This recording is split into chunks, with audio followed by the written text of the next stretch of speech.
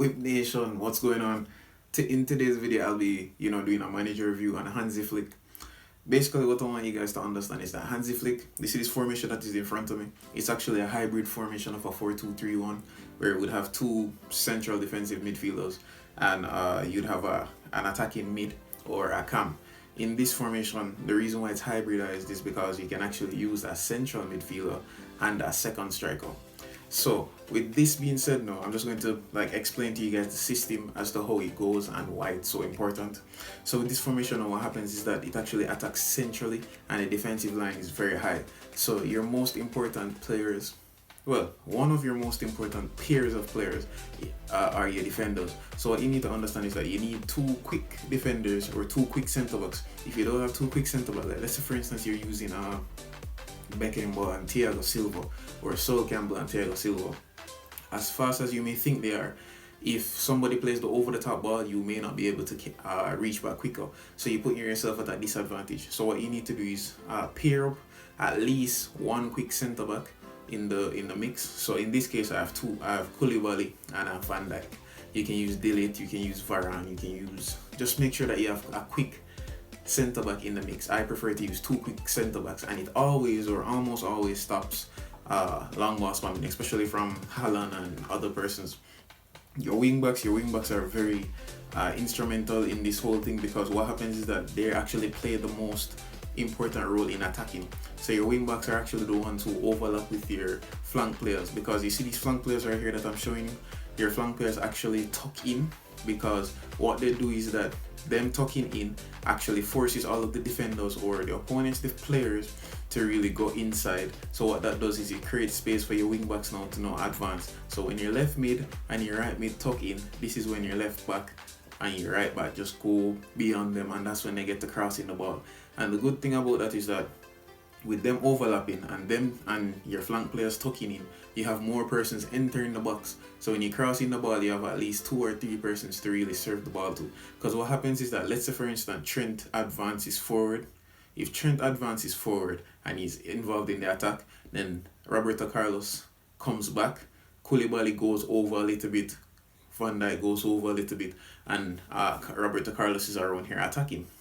So what you need to do is to ensure that your left back and your right back, they have pinpoint crossing and they're quick. Because it doesn't make any sense that you have a left back that is quick but doesn't have pinpoint crossing. Because if you're going to be crossing in this formation, keep in mind this formation's tactic is actually attacking centrally.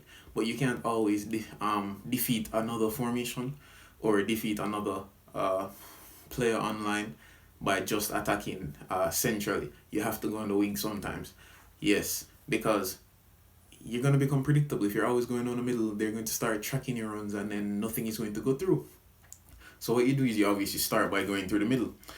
What you guys need to understand is that, well, let me change my striker up top. I use Rashford of course, but let's say for instance you're using Haaland. So I have Haaland there. What you guys need to understand is that the second striker actually plays one of the most important roles in this formation.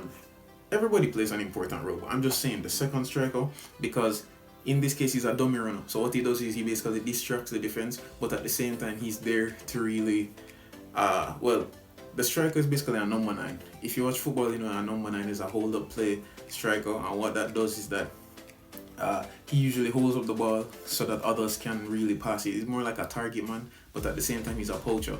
So it's very weird. I don't understand how PES really does their logics. But a number 9 is basically a player who holds up the play so that other players can get in front of him while he's distracting the players from the other team. So while most of the time you'll actually see Haaland a bit deeper than Muller, for example, it works in your favor because Haaland is a bit deeper, which brings well, in this case it's Kostic and Beckham. They would actually advance past Haaland, and Haaland just needs to either through ball straight to Muller, through ball to the left side to Kostic, or through ball to Beckham. And then with that now you can involve your wing backs. Your two midfielders, they're basically playing a double pivot role, and when they're playing a double pivot role you actually need like an orchestrator. You can use 2 orchestrators. You just need players that like to sit deep, but they can also be involved in attack. I wouldn't recommend using a whole player in the midfield position. You can use a whole player in the second striker position. That can work. Your flank players, you don't have to use players who can cross the ball, because as I said, you don't really need them to cross the ball. You need players that are quick. You need players that are quick and players that can through pass properly. So in this case, I have Beckham because, I mean, why not? But the other day I think it was Sancho there, and I had Gnabry. You can use quick players there because they're not really going to be doing much crossing. As I said, the crossing is basically focused around your wingbacks. So the keeper, you can use any keeper that you want. There's no preferred keeper for this formation. You can use a defensive goalkeeper. You can use an offensive goalkeeper. Manuel Neuer is an offensive goalkeeper. So there's no use of me saying, oh, Czech is better, because Czech would never do that, obviously. Some of the things that Manuel Neuer does, Czech would never do that.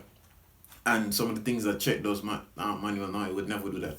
But at the same time, it just depends on which keeper you really like. So I really like this formation because it's very compact, and as I said, the defensive line is very up. So what you guys need to understand is that when you're actually attacking, it's basically a 3-5-2 going forward, and that's how it is. So it's basically you have 3 persons just in their line in defense, or even 2. It's actually 2 plus Roberto Carlos just a little bit up further than the defenders. But at the end of the day, you still have cover around there, and as I say, as long as one of them is quick, you should be good enough for the long ball. If I guess it goes in favor of long ball spammers if somebody isn't using a quick centre back, then because that's always a reason why you can get counted on long ball spamming. So what you guys need to understand is that this is a position-based formation, as you guys are seeing right now. It is a position-based formation, but I want you guys to just understand this for a second. I am more of a counter-attacking player. This is me. I love to go bam, bam, bam, quick, quick, quick. What you guys need to understand is that this formation is a patient formation. If you can be patient with the formation and make those little triangle passes, when I say triangle passes, I mean even if it doesn't seem as if your players are going forward, you don't have to be sprinting, you don't have to waste the stamina or anything. If you don't see any space that you can sprint in, don't press the sprint button. That's just a waste of stamina, and it's not really doing much for your players, because all it's doing is tiring them out while providing chances for your opponents to tackle you. What you should do, just make the safe passes, triangular, going forward. I don't care if people want to look at you and tell you that, oh, you're back passing or whatever, because at the end of the day, you're still looking for a progressive pass. It's just that, what's the sense of passing forward and trying to force your way forward if you're not going to actually get forward, or if you're going to give away the ball? If I see an opportunity where I can just pass it through a triangle and I can get through a defense, then do it. So when I say pass it through a triangle, I mean, look at it this way. if let's say for instance Koulibaly has the ball, you could pass it to Vera passes it to Trent. Let's say for instance, because all of these spaces right here, your opponents are going to be filling them with their players, basically. So Koulibaly passes it to Vera. You have a player here tackling him, and you have a player here tackling him. You pass it back to Koulibaly passes it to Trent passes it to Vera. Then all of a sudden you see Muller come a bit deep, or Haaland come a bit deep. You pass it to him. Then you find Beckham. Now you can either you find Trent or you can find Vera, and it just goes from there. So it's like you're just passing in a triangle. You don't have to go forward, but your players are actually making runs, and you just have to watch the runs of the players. And if the players aren't making runs, I'll definitely just pass it back to them and activate the pass and go. I have a video on pass and go, but I'm pretty sure everybody knows how to do the pass and go. The thing is, you just don't do it with every single player, because I still make the mistake of accidentally activating my centre back by using pass and go, and then all of a sudden he's up the top of the field for some strange reason, which leaves a gap in my defense. It's just that luckily with this formation, if you want to really, the thing is, alright, so for instance, if you want to be a little bit more defensive, all you have to do is just switch the tactics to defensive, and then you'll have less people in attack and more people in defense. In this case, it's the opposite when you have it in attack. But trust me, this formation on a good day, you can score at least 8 times. And the thing is, most of the time, based on how good the formation is, you'll either have a good cross, which gives you a good header or a tap-in. Most of the times they're tap-ins, or you get a good one-on-one opportunity with the keeper. Majority of the time, you don't even have to power shot, or you don't have to overthink it or anything. You just need to carry it around. So it works in your favor if you're going to be completely honest. Another weakness apart from the over the top with slow centre backs that I've actually seen are that your wing backs, like this formation is actually very it's very susceptible. That's the word I'm looking for. It's very susceptible to flank play. So what you guys need to do is just make sure that you're blocking the run. So you don't defend with the player that you're controlling. You defend with the second player, if that makes sense. While you're blocking the cross or you're blocking the run of the other player with the player that you're controlling. Once you can do that properly, then you should be able to stop almost any team. The reason why you guys see me with this team right here is like I only have 3 icon moment players in it, but I could put a full, well, or an almost full icon moment team. I could put a full legends team. I just don't want to, because first of all, I know everybody doesn't have iconic moment players, or everybody doesn't have a lot. So me putting in iconic moment players that people don't have, it doesn't make any sense. Take Scholes for instance. He's an orchestrator. You have many orchestrators in the game. You can use Cruz. You have many orchestrators in the game. It doesn't have to be Scholes. Beckham, as I said, you can use Nabry. I just have Beckham in there because I want it for my set pieces. And Roberto Carlos, you can be replaced by literally anybody, as long as any left back, as long as they have pinpoint crossing. You can use Robertson for crying out loud. You can even use Luke Shaw. Bro, you can have a left back that you really like. Like, let's say, for instance, you have Alphonso Davies. Let's say he doesn't have pinpoint crossing. All you have to do is just train the skill. Everybody's been getting position boosts and item and all those stuff. Just use it. Get certain skills. But one thing that I can't stress enough with you guys. For instance, I start Haaland. I would preferably start Haaland and let's say Figo, right? Reason being, this is an example, because obviously I would use better poacher. So I'd use probably Lewandowski in place for Rashford, and I would use Ililik or whatever. You guys know him. I don't know him. I have him right here. I can't really pronounce words or names properly. But yeah, I would use him instead. And he is a whole player. So in that case, as I said earlier, you guys can use a whole player.